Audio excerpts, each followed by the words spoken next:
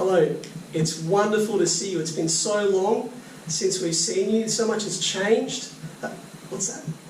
Yeah, no, I have got better looking, haven't I? Thank you, Pastor. Well, it would be wonderful to see you, but unfortunately it's just Colin and I here today. Tamara and I, we love you, we miss you, and we can't wait to actually be able to see you again and put our arms around you. Well, church, we are living in remarkable times. And we're just trying to figure out, like you, how to be followers of Jesus and the Church of Jesus Christ in this moment of crisis.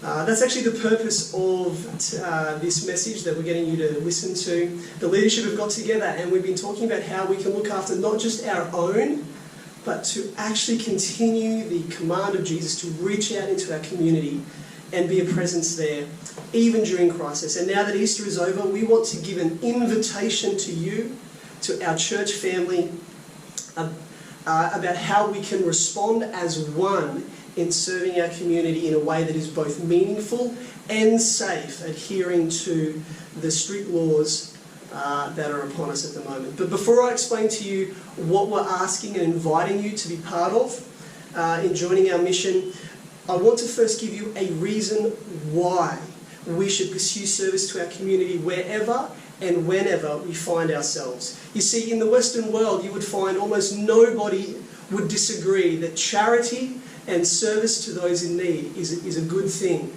But we as Christians are in the unique position that we have a reason and a cause to be charitable. You see, you can't logically deduce from secularism or humanism or atheism a reason to be charitable and kind to those who can't give back to you, but in the life and the teaching and the example of Jesus Christ, we have ample reason to be charitable.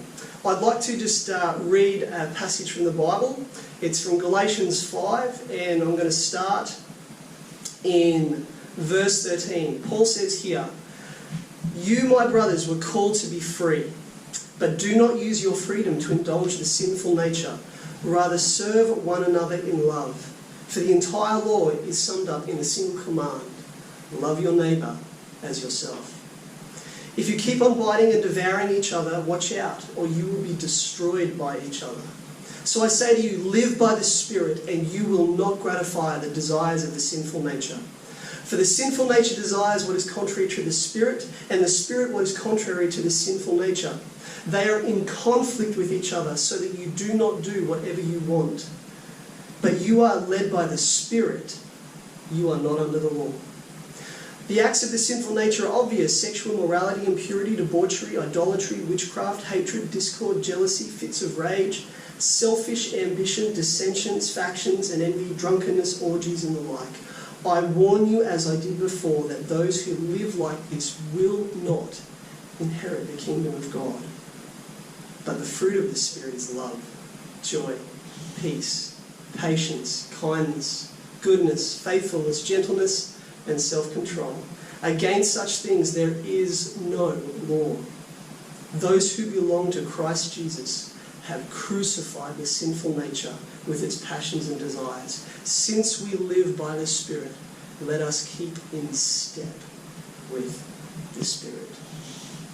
Here the Apostle Paul is identifying two operating systems for our lives. There are two ways that we can live our lives. Just like if you went to the phone store and you were going to choose an iPhone or a Samsung, there are two different ways that you can get the job done. In life, there are two different operating systems that we can live our lives by. And these two operating systems that Paul gives us, we can live by the sinful nature or the sinful desires, or we can live by the Spirit. Now I'm going to describe to you what they mean in a moment, but suffice to say that these two ways of living are completely opposite to each other. They're actually enemies of each other. What the sinful nature will pull you to do, the Spirit will push you to do something completely different. So what is it, the sinful nature? Quite simply, the sinful nature is our base human desires and wants. The Bible calls it the flesh It also calls it the old man. And you could summarize it in one simple word: self. Selfishness, self-righteousness, and self-centeredness. And it is this operating system of life that our culture espouses and encourages us to have. You see, just because God has been removed, from our secular age, at least, in society, it doesn't mean that we as human beings have ceased to worship something. Because we as human beings, we must worship something. We cannot survive in a godless vacuum. So in place of God, we've put something else up in the position of God. And that's ourselves. So now we live our lives, we spend our money, our effort, our energy, our time, all about ourselves.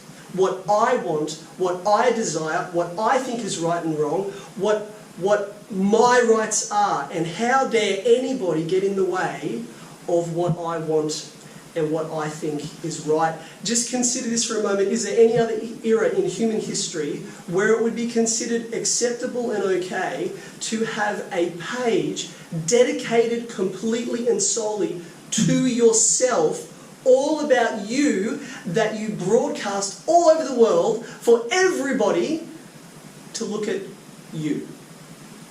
It's I just can't see that happening in another era, but that's the type of culture that we live in now. So all we do now is just really worship ourselves and those in our little circle of influence, those people that we care about, and everybody outside of that, well, then we just really won't worry about them. Another way to put this is our culture is a you do you and an I'll do me culture.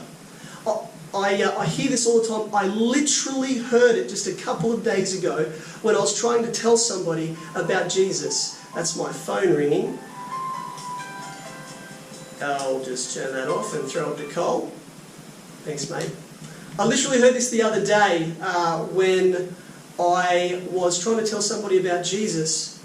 I tell, and I hear it quite often, I tell people about what Jesus has done in my life, how He's forgiven all of my rubbish through His death, how He's given me a new life and a new heart and a new desire because of His life. And then now that when He comes back, one day when I stand before Him, I won't have to be ashamed of this selfish life that I've lived. And because He's done it for me, He actually wants to do it for them too.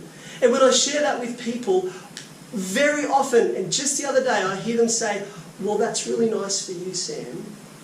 I'm glad you've got that, but it's not for me. You do you, and I'll do me.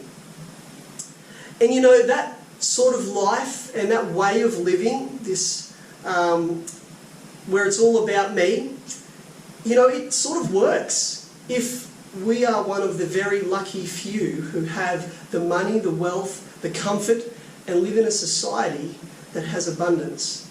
It really doesn't work well at all for those people who are outside of our little circle of the ones that we care about.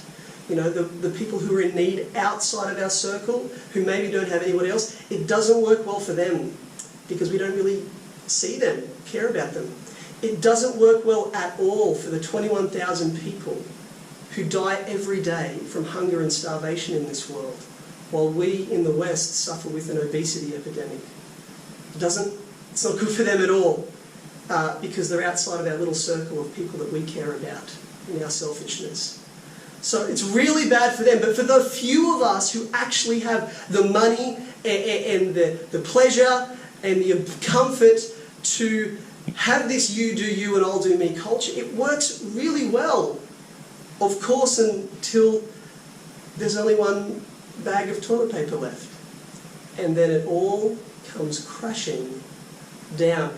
I'm sure many of you saw that a video on YouTube. It started out funny, but if you think about it a bit deeper, it's actually really tragic. What actually happened there was a religious war. One person's God, i.e. themselves and their desires, came into conflict with another person's God, which is their desires, right? And over the last bit of finite resource. And so these two women fought out a religious war to see who would get the last packet of Quilton. You know, we see the cracks of this you do you, I'll do me culture appearing around us in this time of pressure.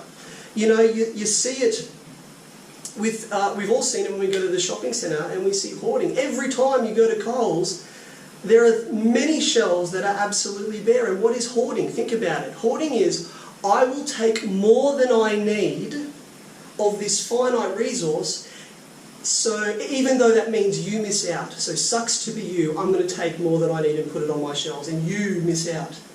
It's just pure selfishness. We see the effects of this in the fact that the young people of Australia, and actually most Western countries, are the highest rates of transmitting the virus. That's because they're the ones that are flaunting the laws. And if you take the example of the spring breakers in America, when they were asked about this, why are you doing this? They said, well, we're young, we probably won't die.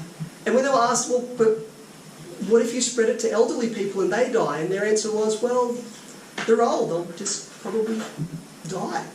You know, they're old anyway. And so you can see that this you do you, I'll do me culture is actually falling apart. It actually becomes the way that we destroy each other. I find it amazing that 2,000 years ago, Paul put his finger on it. And he said that this sinful nature, this you do you, I'll do me, this it's all about me and mine and my life and my rights. Paul put his finger on it when he said, if you live that way, you will bite and devour each other and you'll end up destroying each other. Isn't it amazing? But of course it's just the simple fact that the human heart hasn't changed in 2,000 years. But in this moment, I don't want us just to think about those people out there. I'd like to us to think about ourselves. You see, I would suggest to you that there may be more of the flesh, of the sinful nature in our hearts than we would like to admit. You see, this crisis is going to bring out anything of the sinful nature that's in our hearts. Because pressure reveals priorities. And if there's anything of the flesh in the world that is in our hearts, it's going to come out now. Now, be honest for a moment. Well, actually, you should be honest all the time. But I want you to be honest and ask, what is coming out of my heart? Is it fear or is it faith? Is it hope or hopelessness? Is the fruit of the Spirit coming out of me, or is it just what's coming out of me just look like what everybody else is doing? Do you see others as competition or somebody that you can serve in love? You know, I know this because I've become humbled, again, by how much flesh and the world and self is actually in my heart. Jesus said that we aren't defiled by what we put into us. We're actually defiled by what comes out of us, because it indicates what's actually in the heart. You see, the problem with mankind is not our political system, it's not our health system, it's not who's in power. The problem with our society, with mankind, is our hearts. And this moment where we were put under pressure and things are coming out of our hearts that we didn't realise were there, this is a disciplined opportunity for us to purge out of us anything that is not of God. The Bible talks about refining us as gold and silver. I would ask us to have humble repentance and to cry out to God to change us. You know, one of my most common prayers that I pray, I think I must pray it almost every day, is God change me. Change my heart. Change my mind. Change my intentions. Change my words. Change my behaviour. Change me and make me like you. But there's good news. Because with Jesus Christ, we can. We can be changed. For those who follow Jesus, we can be set free from our slavery to the selfishness of the flesh, of the sinful nature, and we do that by living in the Spirit. You know, His Spirit gives new life, like a creation, where His Spirit breathed on us, and we had new life, like the valley of dry bones in Ezekiel. The Spirit breathed upon them, and these dry bones came to life. In the same way, God right now can breathe new life into our hearts and lives as we follow Him. You know, as we follow Jesus, He causes us to bear the fruit of the Spirit, so that in crisis, out of us can come love and joy, peace, patience, kindness, goodness, gentleness, and self-control. And isn't that what our world needs right now? It needs a people of peaceful, joyful, loving selflessness.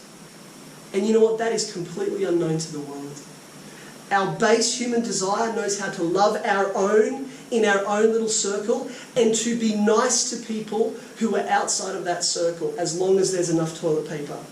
Yeah, that's what the world knows how to do. But to consistently posture your life, to love and serve those who can give nothing back to you, even those who don't deserve it, even your enemies, that, mate, that takes the divine nature. And it only comes with being transformed from the inside out. Not in a moment of emotion where, we listen to a song or there's a charity appeal or there's some sad Facebook post or someone guilts or shames you into do something. You can't just whip up an emotional frenzy that's going to carry a life that loves and serves the way that Jesus told us to. It is only from receiving the inspiration of the forgiveness that the greatest act of selflessness in the history of mankind achieved. The fact that Jesus died for our rubbish even though he didn't deserve it. We were watching The Passion of the Christ the other day, and it just struck me that when Jesus was on the cross saying, Father, forgive them, to the people who were killing him, Father, forgive them, they know not what they do. It was only not that long earlier that he'd said to his disciples, pray for those who persecute you. Bless those who spitefully use you. When he said that, he lived it later on. Isn't that amazing? And that inspiration then causes us, and we must go on from that inspiration to then follow Jesus with our lives. You see, as we follow him, that's where the transformation takes place. When Jesus said to Peter, he said, follow me and I will make you fishers of men. That was a command and a promise. The command was follow me with your life to the very end. And the promise was, as you follow me, I am going to make you what I need you to be. You see, as we follow him, he changes us from the inside out. As we are led by the Spirit, which just means you live a life that goes, God, what would please you? Today, as I go forward, what would please you with my life? When you look at the commands of Jesus, you go, Jesus, that's what you said? That's what I'm going to do. And you just follow him with your life. And as you do that, he transforms you from the inside out. And as you go, you're going to bear fruit of the Holy Spirit. This isn't religion. This is salvation. Salvation from the sinful nature. To be set free from our base, human, selfish nature and to be like God's Son. Thus being fit not for judgment when he comes back, but to enter his eternal kingdom with him. Man, that's the gospel. And so this brings us to this moment. Here we are with the coronavirus. Let me tell you that this is the greatest opportunity of our lifetime so far. To be the followers of Jesus. People are going to remember how you treated them in a crisis disproportionately. Our grandchildren are going to ask us what we did during the coronavirus. And to be fair, I don't want to say that I used the time to catch up on some binge watching of Netflix. You see, we are always building or destroying our reputation.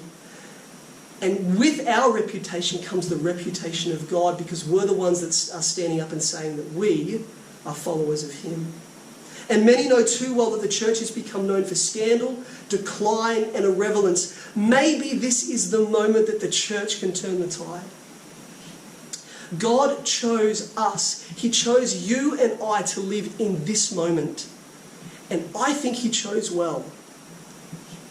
We can take this moment that he's given us and be everything that he's calling us to be right now.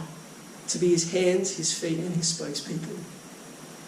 And so, that brings us to what we are asking and inviting you as a church community to do with us to be the followers of Jesus and the Church of Jesus Christ in this moment. So, there are three basic human needs in this time for people who are vulnerable and at risk and elderly. Now, I just want you to know these three basic human needs were told to me by the Queensland Government. I've got the email if you would like to see it, so that you know that it's all above board. But the three needs are food, access to medication, and social support through a phone call. And that is exactly what we intend to do as a church to our neighbours around us. We've printed off hundreds of little flyers for you to put in your neighbours' letterboxes that offer those three services to them. So regarding the food, how that's going to work, as you know, the food parcel ministry has been going. It's been going strong. We've delivered, thanks to your support, we've delivered 18 food parcels to people in need. Half of them are for families. We found people who are homeless, families who are homeless because of the coronavirus, and we've been able to help them in their time of need. But I have to say that the vast majority of those food parcels, like nearly all of them, have been given out by Tamara and myself. Can you imagine what would happen if all of us took up the baton and looked for people in need? There are 3 houses in my street, in our street, that we've been delivering food parcels to families who are in need because of the coronavirus. But if we all join together, imagine what we could do. Imagine the impact in helping people in need. For medications, if one of your neighbours can't go out and pick up their medications, maybe because they're elderly or vulnerable, then we can offer, those of us who are going out can offer to pick up their medication for them and deliver it to their door. And also just a simple phone call. You know, socialisation and having people talk to you has been shown to reduce rates of depression, reduce inflammation, and just improve quality of life. So it's just a simple phone call that we can have to people who may be lonely, isolated, and scared. You know, there's an added reason that we want to do this, and that is because we want not just to serve the needs of the community, we want to mobilise you to be the hands and feet of Jesus and to follow him and be his disciples. The whole point of leadership is not actually to get the job done. The point of leadership is not to do the ministry. The point of leadership is to teach you to do the ministry. And so that's what we want to do. We want to give you an opportunity to rise up and to be the disciples of Jesus at this time. So that's why at the bottom of each flyer that we give you, you can write your name. We want you to write your name and your number so that you become the point of contact for the person, for your neighbour in your street who needs a food parcel or whatever it may be. So it's going to be you ministering and loving your neighbour, which I think is a pretty awesome thing. So here's how it's going to work. For those of you who have a key already, you can come to the church and pick up a food parcel. They're already ordered. Some fantastic people have been packing the food parcels already. And so you can come and just pick one up. If one's not already done up, then you can make one up yourself out of the food that's there and ordered. There are lists of what goes in each food parcel. Pick it up and take it to your neighbour yourself. If, however, you don't have a key, then call somebody who does. All of the leaders do. Let them know. You can meet them down at the church and get one. Or alternatively, you can let us know and we can drop it off at your place. But what we want to do is drop the food parcel at your place and then you pick it up and take it to your neighbour. And just so you know that we're not breaking any social distancing laws, all you'll do is go down, you'll put the food parcel on their doorstep, let them know that you're there, and then step backwards so you're behind the 1.5 metres. You don't go into their home, you just do it all above board. Now obviously there are some that may not be able to do this for various reasons. We just encourage you can continue to support us through the food parcel ministry. It's sometimes we've been giving 3 away in a day, and so the stocks can be depleted quite quickly. With the flyers that we're going to get you to hand out, they come in packs of 15. What we're going to get you to do is deliver 15 of those flyers into the mailboxes of your neighbours, and then wait a week. because we don't know how many people are going to uptake, and we want to make sure there's enough food to deliver the need. And then in a week's time, you go and you deliver another 15 to other people. And then we can just keep on doing that as long as this goes on, as long as we can keep up with the need. You can pick up those flyers from the church. You can contact Pastor Bob or myself, and we can deliver them to you, but we'll find a way to get them to you, or you can pick them up and get those flyers. You can even write them yourself and put them in a card, but it's up to you. This is voluntary.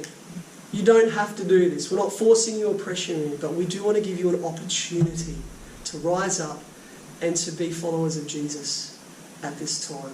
Feel free to call us if you have any queries or questions. Remember that nothing we do is going to endanger anybody or go against any of the laws that are put down upon us. But I would say this in finishing.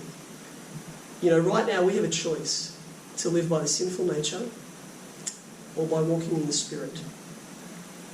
I encourage us that this would be a moment that the people in our community would remember that we rose up and showed them Jesus. God bless you. Look forward to seeing you soon.